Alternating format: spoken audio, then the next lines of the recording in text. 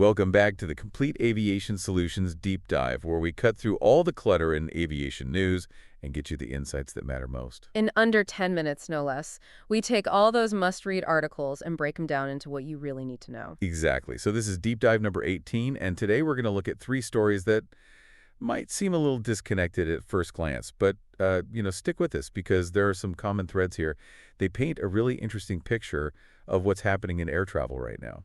It's all about seeing how connected everything is in this industry, how something happening way over there can end up affecting things everywhere. Right, a ripple effect. Okay, so let's kick things off with British Airways. They've been in the news quite a bit lately because they're having to make some big changes to their flight schedule, and a lot of it boils down to, well, supply chain problem. Yeah, supply chain issues hitting even the big players. They're dealing with some ongoing issues with those Rolls-Royce Trent 1000 engines. Those are the ones that power their Boeing 787 Dreamliners, right? Dreamliners, yeah. And, well, those engines have had a bit of a history of problems, and it's causing a shortage of planes that BA can actually use. So they're short on planes, can't fly them if they're not working.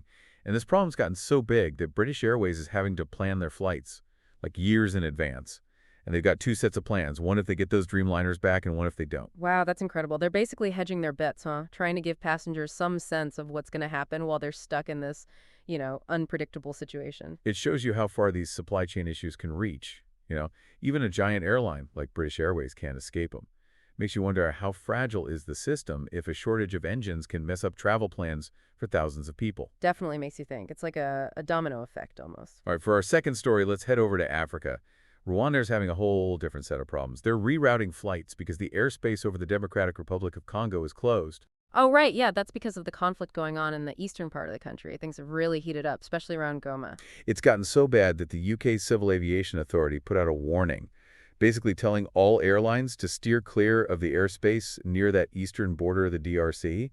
There's a real worry about anti-aircraft weaponry being used. It's a scary thought. Imagine trying to get somewhere or, deliver aid to people who desperately need it, but you can't fly there because of the danger. And Goma's airport, they had to basically shut it down in late January because of the fighting. Yeah, it's a really complicated situation. It shows how events on the ground, geopolitics, can have a huge impact on air travel. Definitely. You can plan your route all you want, but sometimes getting to your destination is, well, it's not as simple as it seems. Okay, now for our last story, we're going over to Malaysia, where there's some interesting stuff happening in the regional airline market. The Sarawak government went and bought the airline MASwings. They're planning to rebrand it as Air Borneo. Really? That's interesting. I hadn't heard about that.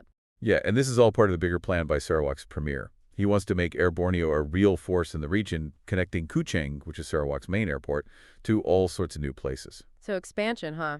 I wonder what their strategy is going to be. Well, here's something interesting. The premier has been pretty vocal about ticket prices in the region being too high. So some people are thinking Air Borneo might try to shake things up, offer lower fares and be a real competitor. That would be interesting. A little healthy competition never hurts, right? But I guess time will tell what they decide to do.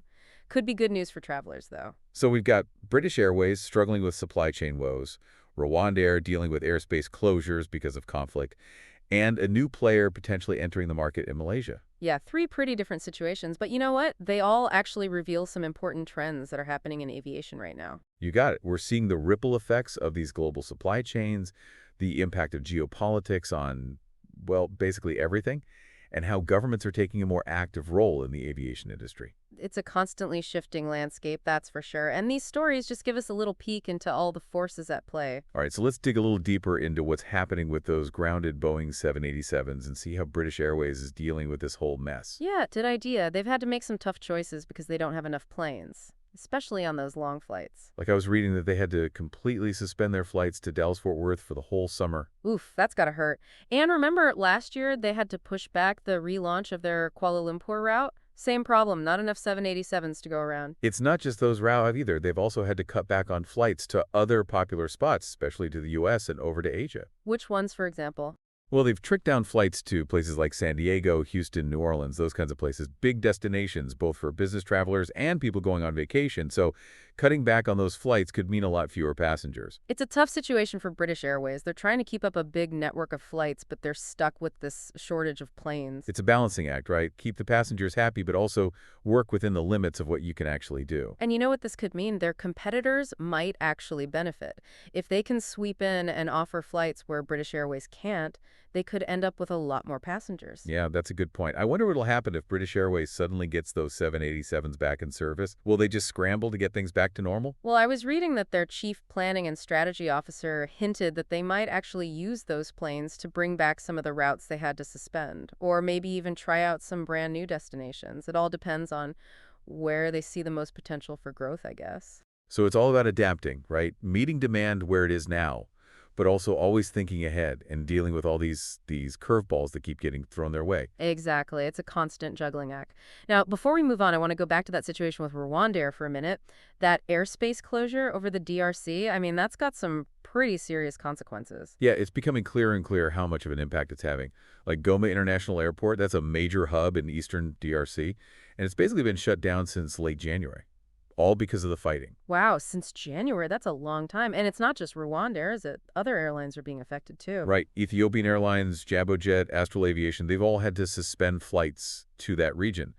And it's especially worrying because there's a humanitarian crisis going on in eastern DRC. Closing the airport makes it way harder to get aid and supplies to the people who need them. The UN has reported like a huge number of casualties in the past few weeks. It's a really urgent situation, and this airspace closure is just making things even worse. Absolutely. It's a harsh reminder of how connected everything is. Air travel isn't just about business and vacations. It's also a lifeline for people in crisis situations. Right. It's about connecting people, but it's also about getting help to where it's needed most. Okay, so let's take a step back for a second and think about what these stories tell us. What are the big takeaways here? Well, I think one thing that stands out is how important it is for airlines to be adaptable. Adaptable, yeah. I mean, this industry is constantly throwing curveballs, right? Supply chain problems, geopolitical stuff, you name it. And airlines have to be able to react quickly and make smart decisions to keep things running. Exactly. Look at British Airways. They're adjusting their schedules years in advance. Rwandair's having to find new routes to avoid conflict zones. It's all about being flexible and finding ways to keep flying. And for passengers, it just shows that you got to be prepared for things to change. Stay informed about what's happening, and don't be afraid to adjust your plans if you need to. Flexibility is key, whether you're an airline or a passenger. Now, before we move on to something else, I want to touch on that story about Malaysia again. The government buying MASwings and turning it into Air Borneo. It's pretty fascinating. Yeah, it's a big move, and it shows that governments are getting more and more involved in the aviation industry. Right, and it's not just about who owns the airline, it's about what they want to do with it. Sarawak's premier has some pretty big ideas for Air Borneo. He wants to make it a key player in the region, offer lower fares, and connect Kuching to a whole bunch of new destinations. Yeah, it sounds like he's trying to shake things up a bit, challenge the status quo. And that could be good news for travelers. More competition often means better prices and more choices. Absolutely. But it's still early days, right? We'll have to wait and see how they actually go about putting these plans into action. Exactly. There are a lot of questions to be answered. Like, what kind of business model will they use? Will they focus on being a low-cost carrier? What kind of planes will they fly? And how will they deal with all the competition in Southeast Asia? So many possibilities. It's an exciting development for sure. And we'll definitely be keeping an eye on it to see what happens. All right, so we've got British Airways dealing with engine troubles, Rwandair navigating around a conflict zone, and a new player potentially entering the market in Malaysia. Three very different stories, but they all point to how dynamic and unpredictable the aviation industry can be. For sure. And for travelers, it's a reminder that staying informed and being prepared for anything is more important than ever. Flexibility is key. Absolutely. Being a savvy traveler means rolling with the punches.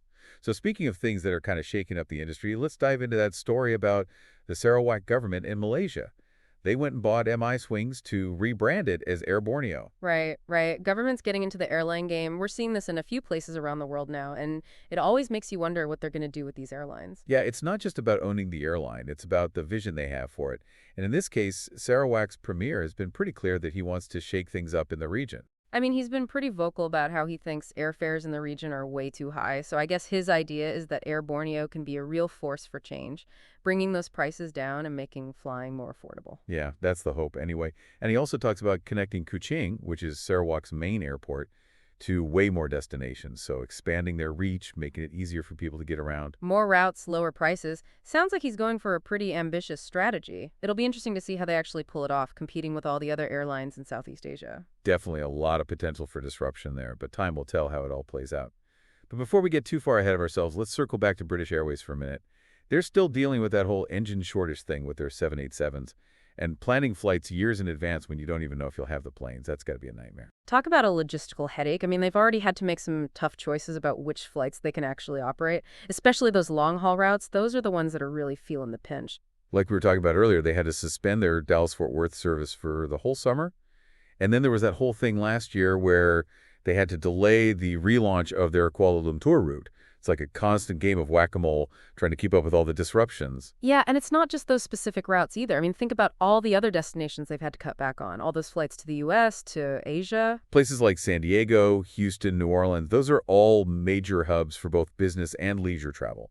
So cutting back on flights there means a lot fewer people can get where they need to go. Exactly. It's not just about a few grounded planes. It's about the domino effect it has on the whole network. And for British Airways, it's got to be a real concern, right? I mean, if they can't offer the same level of service as their competitors, people are going to start booking with other airlines. Yeah, they're in a tough spot, walking that tightrope between trying to keep their passengers happy and just dealing with the reality of not having enough planes. So what happens if those Dreamliners suddenly become available again? Like, what's their plan? Do they just try to scramble and get everything back on schedule? Well, I was reading an interview with their chief planning and strategy officer, and he said they might actually use those planes to bring back some of those routes they had to suspend, or maybe even try out some new destinations altogether. They're looking at where the growth opportunities are, I guess. Smart move. Got to be adaptable in this business. Meeting the demand where it is now, but also always looking ahead to the future and being ready to pivot when things change. All right, so let's shift gears again for a moment and go back to that situation with Rwandair and the airspace closure over the Democratic Republic of Congo. That's still a major issue, and the impact is really starting to hit home. It's been going on for a while now, hasn't it? I remember when we first talked about it, it seemed like a temporary thing, but it's been weeks and weeks, and the fighting doesn't seem to be letting up. Yeah, and Guma International Airport, that's a key hub for the entire eastern part of the country. It's basically been closed since late January.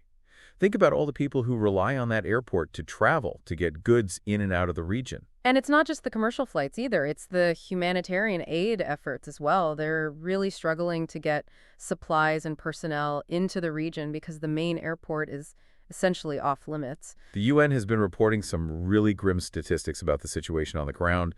The number of casualties is climbing, and the need for humanitarian assistance is becoming more urgent by the day. But this airspace closure just throws a huge wrench in the works. It's a stark reminder that while we often talk about the business side of aviation, routes and profits and all that, there's a very real human cost to these kinds of disruptions. Absolutely. For people in places like Eastern DRC, air travel isn't just a luxury or a convenience. It's a lifeline. Right. It's about connecting people to the resources they need, and in some cases, it's about survival. Okay, so let's pivot again for a moment and bring things back to Europe. Remember that story we talked about earlier about EasyJet getting into some legal hot water over how they handled things during the pandemic? Oh yeah, that whole thing with the Italian authorities, they weren't too happy with how EasyJet treated their passengers when all those flights were getting canceled. Right, right. The Italian competition watchdog came down on them pretty hard, saying that they violated consumer protection laws. And I mean, I get it, it was a chaotic time and airlines were scrambling to stay afloat. But at the end of the day, passengers have rights and airlines can't just ignore them. Yeah, basically they were accused of not properly reimbursing passengers for flights that were canceled, even after the travel restrictions were lifted. Instead of issuing refunds, they were pushing vouchers on people, which wasn't really what a lot of passengers wanted. And the courts didn't buy EasyJet's argument that those cancellations were unaffordable because of extraordinary circumstances. They also criticized them for making it really difficult for people to get refunds. Like, you had to call this premium rate phone number for customer service, which just added insult to injury, right? And the fine they got hit with wasn't exactly Trump change either. It was like 2.8 million euros, close to 3 million US dollars. Ouch, that's gotta hurt. But it does send a pretty strong message to airlines, You've got to treat your passengers fairly, especially during times of crisis. Transparency and accountability are key. You can't just hide behind vague policies and expect people to be okay with it. Right. So I guess the big takeaway here is that airlines need to remember that they're not just businesses, they're service providers.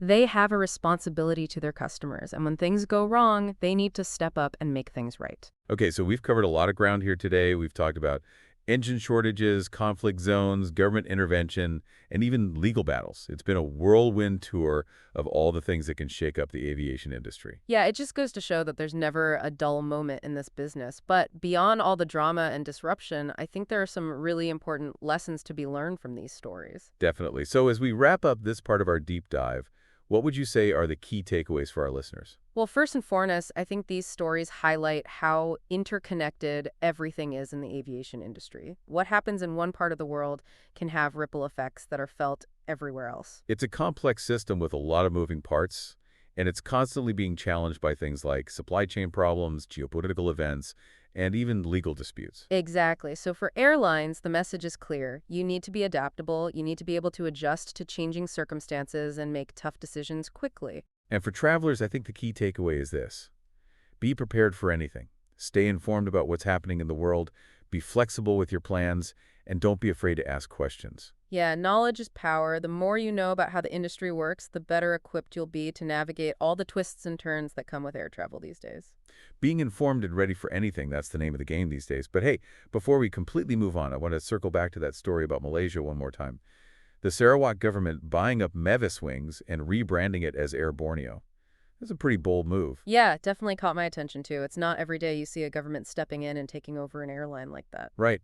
And it really got me thinking because it seems like more and more governments are getting involved in the aviation industry these days. I wonder what's driving that trend. It's an interesting question. I mean, part of it might be about national pride, you know? Having a strong national airline can be a symbol of a country's economic power and global reach. That makes sense. But it's not just about owning the airline, right? It's about what they plan to do with it. And in this case, Sarawak's premier has made it pretty clear that he wants Air Borneo to be a real game changer. Yeah, he's not exactly been shy about his ambitions for the airline. Lower fares, more destinations, connecting Kuching to the wider world. It's a pretty bold vision. Definitely seems like he's trying to shake things up a bit. I mean, the airline industry in Southeast Asia is already pretty competitive, but hey, a little more competition could be good for travelers, right? More choices, better prices, who knows what kind of ripple effects this could have. It's hard to say for sure what the long-term impact will be, but it's definitely something we'll be watching closely. So many questions to be answered. What kind of business model will they use? Will they go for a low-cost carrier approach? What about their fleet? What kind of planes are they going to fly? It's like a giant game of chess with all these airlines maneuvering for position. All right, so we've talked about supply chain disruptions, geopolitical turmoil, legal challenges. I mean, it seems like the aviation industry is constantly being bombarded with curveballs these days. It's a wild ride for sure. But I think that's what makes it so fascinating, right? There's never a dull moment. But beyond all the drama and uncertainty, I think there's a really important theme that emerges from all these stories. Oh, what's that? Adaptability, the ability to adjust, to pivot, to roll with the punches. That's what separates the successful airlines from the ones that struggle. Look at British Airways. They're dealing with engine shortages by planning their schedules years in advance, even though they don't know for sure when those planes will be back in service. And Rwanda, they're dealing with a conflict zone by rerouting their flights, finding new ways to get their passengers where they need to go. It's all about finding creative solutions to unexpected problems. Exactly. And EasyJet, well, they're learning a tough lesson about the importance of transparency and accountability, especially during times of crisis. They might have been able to weather the storm of the pandemic, but their reputation took a hit because they weren't as upfront with their customers as they could have been. So I guess the key takeaway for airlines is this. Be prepared for anything, because in this industry, anything can happen. And the only way to survive is to be able to adapt. And for travelers, I think the message is just as important. Stay informed, be flexible, and don't be afraid to advocate for yourself. It's a good reminder that knowledge is power, especially when it comes to navigating the complexities of air travel. So as we wrap up this deep dive into the aviation industry, let's leave our listeners with a few final thoughts. Perfect. What are your parting words of wisdom? Well, I think it's safe to say that the aviation industry is at a crossroads. There are a lot of challenges on the horizon. Supply chain issues, geopolitical instability, rising fuel costs, the push for sustainability. But there are also a lot of exciting opportunities. New technologies are emerging, new markets are opening up, and the demand for air travel is only going to continue to grow. So it's a time of both uncertainty and possibility. And the choices that airlines, governments, and even individual travelers make in the coming years will shape the future of the industry in profound ways. Exactly. So stay informed, stay engaged, and buckle up. It's going to be a fascinating ride. Well said. And on that note, we'd love to hear from you, our listeners. What aviation news has caught your eye this week? Let us know in the comments. And until next time, this is the Complete Aviation Solutions Deep Dive, signing off.